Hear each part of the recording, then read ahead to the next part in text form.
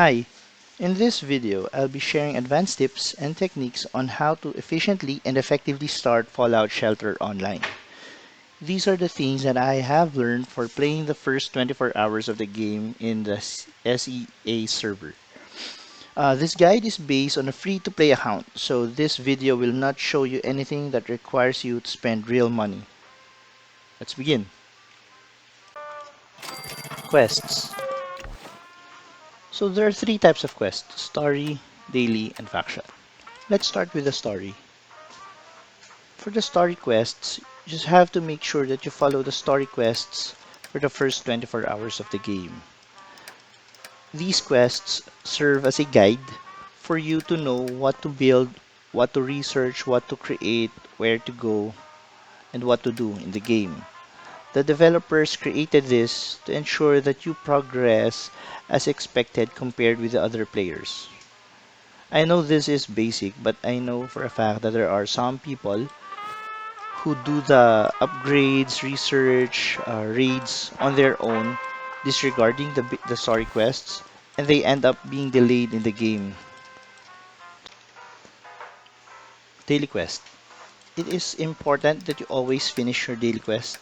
However, please take note that for the early game, the Vault Tech launch boxes will yield out junk items that is really important, which you will use to upgrade your equipments. So take advantage of it.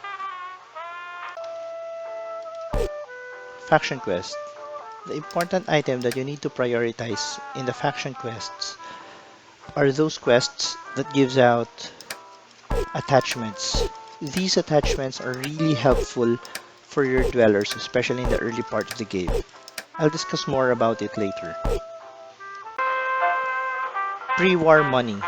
As soon as you get 2,280, you have to buy the golden Vault Tech launch box here. This will give you at least one SR or SSR dweller. Make sure that you buy this one and not the silver Vault Tech launch box, because I saw some players who incorrectly bought 10 pieces of this and they didn't get any SR or an SSR dweller.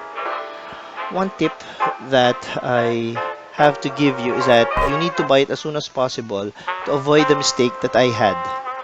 I'm gonna show you here. So I bought it like 24 hours after the game, and unfortunately I was able to spend some resources to an R dweller for Ronnie, and in the end I had to replace Ronnie with Zeke. Zeke is the SR dweller that I got when I purchased the golden Voltec lunchbox. So instead of wasting resources for Ronnie, I should have bought it earlier and spent those resources to Zeke. Free SR Dweller. On the second day, if you go to the Overseer provision, you will get a free SR Dweller, Moira. You will get enough poster for you to generate Moira. Please take note that this is only applicable for those who started playing between May 31st until June 14th, 2020. I'm gonna show you Moira. I haven't used her yet, but she is a support type character. So you need to make sure that if you plan to use Moira, you have enough resources to get her upgraded and be part of your attack team. Equipments. Before we start the discussion about equipments, I need to point out that there are four types of dwellers. So there are the attack types, the ones with the gun icon on the upper right part of the card, the defense type, the one that has the shield as an icon, the med type, the one that has green injection on the icon, and lastly the support type, the blue, the one with the blue icon that has an arrow up sign. Why is this important? I'm gonna show you here. So at the start of the game, the early parts of the game, you will be struggling to get the caps that you need to upgrade and the equipments or the junk that you need to upgrade the equipments.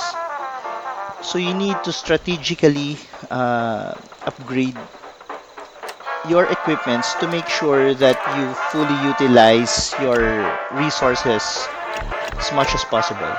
So say for an attack type dweller, you need to prioritize above anything else upgrading his weapon. For a defense type dweller, of course, you need to prioritize upgrading his or her armor.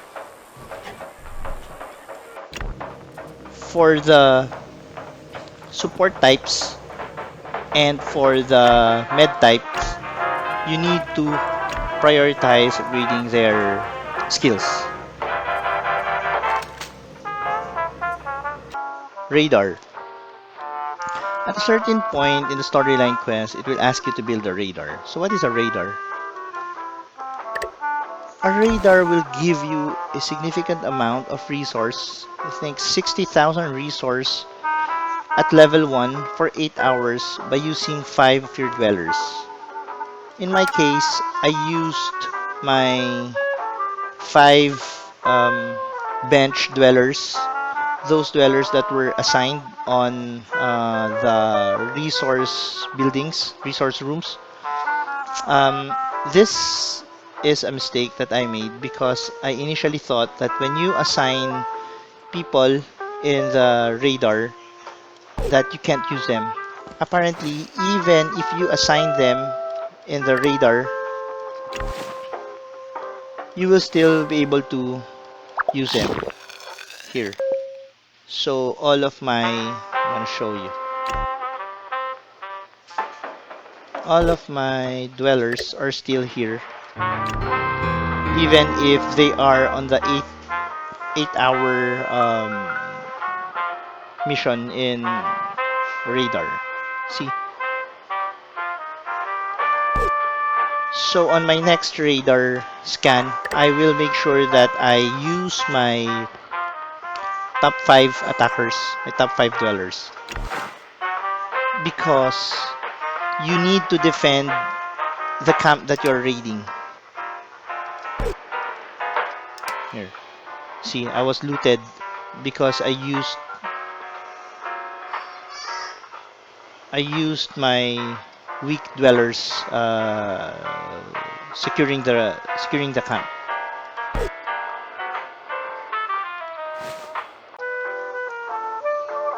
Increasing productivity. While it is obvious that you need to assign a dweller into a production room based on his perk, you need to also upgrade the tools and its perk. Say for example, with Gordon, he is a nuclear physicist, which means that his perk will give an increased amount of electricity generation. While that is obvious, you need to increase his tool. Please be careful when increasing the characters or the dweller's tool. Make sure that you increase it based on where he is assigned. So here, you'll see the mistake that I made. Gordon is assigned in the electricity room. Therefore, you should only, start of the game or the early game, you should only increase his monitoring timer and the dashboard knob because it gives out the bonuses that he needs for that room. You should not upgrade his data meter. So again, this is the mistake that I made. I upgraded his data meter, but it doesn't give me any bonus because the bonus of the data meter is for food and caps. So I wasted junk items for this upgrade, which I could have used for the other characters or other dwellers. And then perks.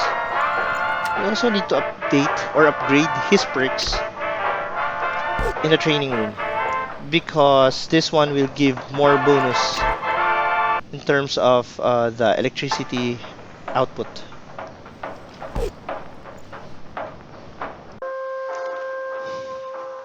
Attachments. Just like equipments, attachment will give you additional stats and bonuses when you equip them. They also have the categories just like an equipment. There's also an attack, med, defense, and support attachments. Also, you need to make sure that you take advantage of those categories and the set bonuses that they have. I'm gonna show you for Ali. So Ali is my healer. So she is the med type of my group or of my dwellers. So the attachment that you can give her are those that will have the set effect of the Institute Aura, which says outgoing healing effectiveness boosted by 25%. This is a huge increase for Ali and will be useless if you equip this with the other types of dwellers. Also, you need to maximize the set effect. So the first set effect, the first line of set effect will be triggered once you have two out of the four attachments, and the full set effect will be triggered once you have all the four attachments. At first, you won't have that much attachment, so you can use this method. Just use two out of, so like for Zeke, I used two different uh, set bonuses. So the HP plus 7% came from the Minuteman Last Stand set effect. So I have the Minuteman hat and the Minuteman badge. So equipping those two will give the plus 7% HP, which is huge for your uh, Death type dweller. And you can equip another two kind of attachment that will yield another set effect bonus. So in this case, I used the Institute Scholar set effect, which gave me plus 7% damage. So that's the sanitized gloves and the researcher's shoes. And lastly, don't be afraid to upgrade your attachments because you can, if you are not going to use that attachment anymore in the future, you can use that same attachment to upgrade the new one that you have. So basically, you don't lose any experience at all. So those are the tips that I can give you based on the first 24 hours that I've been playing this game. I'm sharing this guide so that you don't encounter the mistakes that I've had for my first 24 hours as a free-to-play player. I look forward to see you in the future. Just let me know if you want me to discuss any specific topic about this game so that I can create that on my next video. Thank you guys. Have fun.